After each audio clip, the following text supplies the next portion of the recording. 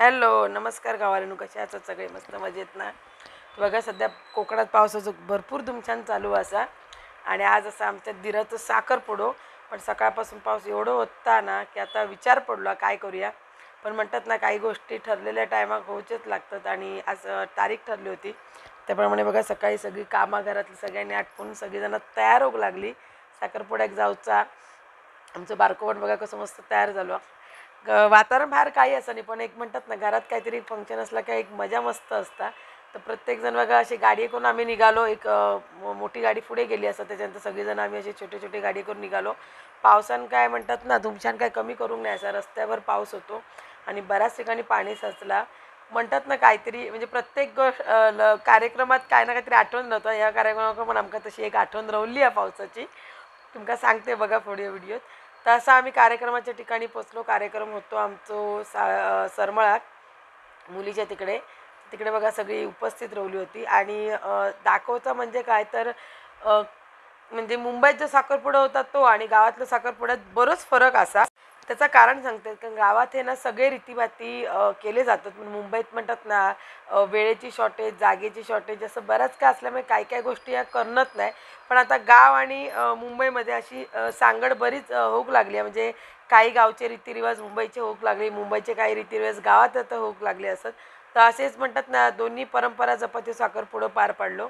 तर बघा इथे आपल्याकडे पद्धत असता की देव बसवची म्हणजे प्रत्येक वेळी आपले म्हणजे मुलीकडचे आणि मुलाकडचे प्रत्येकजण आपापल्याप्रमाणे देवाची तिकडे मांडणी करतात। कोणाकडे विडो ठेवलं जातं कोणाकडे आंब्याची पानं ठेवली जातात कोणाकडे काही नुसती आंब्याची पानं म्हणजे प्रत्येकाच्या गावाप्रमाणे हे रीतिरिवाज वेगवेगळे असतात।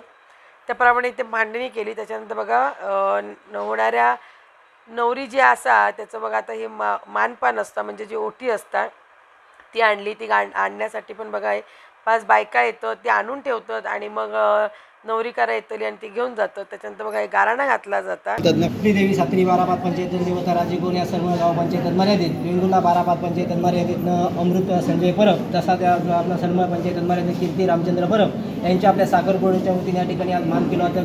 कुलदेवता कुलस्वामी सात्री पंचायत देवतेक नारळपणा जुडो मान ठेवला।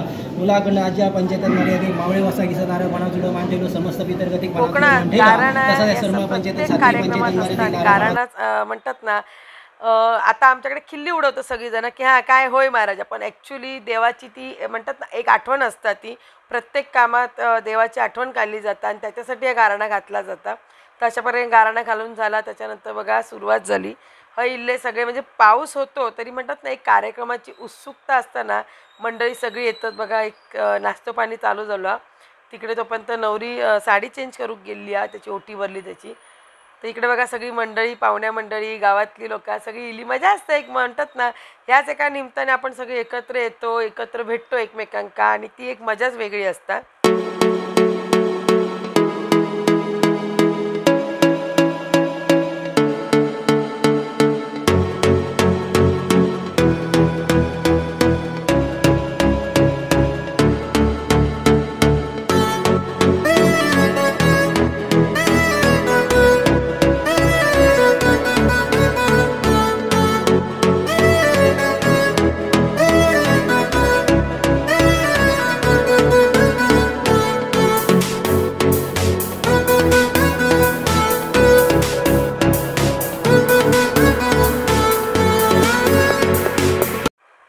एक वेगळी पद्धत जाणवली ती मी तुम्हाला सांगते। मुंबईत जास्त करून काय करतात 5 जण ओटी भरतात आणि मग ती ओटी बनवतं पण गावात मी पहिल्यांदा असं साखरपुड्यात ओटी बघलं की पहिली ओटी 5 नारांनी भरली जातात पण त्याच्यानंतर गावातली जेवढी बायलमाणसं इल्ली असतात म्हणजे मुलाकडची स्पेशली गावकारा त्याच्यानंतर घरातली सगळी प्रत्येकजण ती ओटी भरतात आणि मी ह्या पहिल्यांदाच बघलं। त्याच्यामुळे त्या म्हणतात ना नववधूचं पूर्ण कपाळ नुसता त्या हळदी कुंकून भरला होता पण म्हणतात ना हेच खरं मान असता कारण तुम्ही किती साडी घालतात किती दागिने घालतात काय घालतात या महत्त्वाचं नसतं तुमच्या कपाळात कुंकू किती ड्रेसभर लागता या महत्त्वाचा कारण सवासणीचा मानच खरं असतं तो हळदी कुंकवाचो। आणि खरंच सांगते ह्या म्हणजे गावात ही पद्धत बघितल्यानंतर मला बरं वाटलं पण ते म्हणतात ना वेळेचं पण ह्या असता इतक्या सगळ्यांचा करेपर्यंत बरंच वेळ झालो होतो।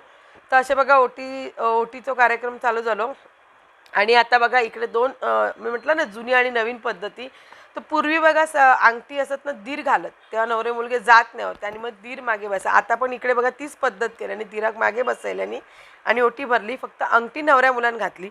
ते कशी आहे म्हणजे म्हणतात ना नव्याची आणि जुन्याची सांगड घालत हे साखरपुडं पार पाडलो म्हणून मी तुमका व्हिडिओ केलं आहे. कारण आता म्हणतात ना जसं जसं काळ बदलतात तसे काय काय रीतिरिवाज बदलतात, पण आजही काही गोष्टी हे नियमाने पाळले जातात, काही गोष्टी आजही तसे होतात. आता आता म्हणजे असं म्हणतात ना की नवरो मुलगा अंगठी घालता, पण काही गोष्टी पूर्वी होते की आपलं दीर करी होतो ते पोशे मारूचं काम किंवा अंगठी घालूचा खेळ अजूनही ती पद्धती असत. म्हणजे नव्याची आणि जुन्याची सांगड घालत हे साखरपुडं पार पडलं होतं.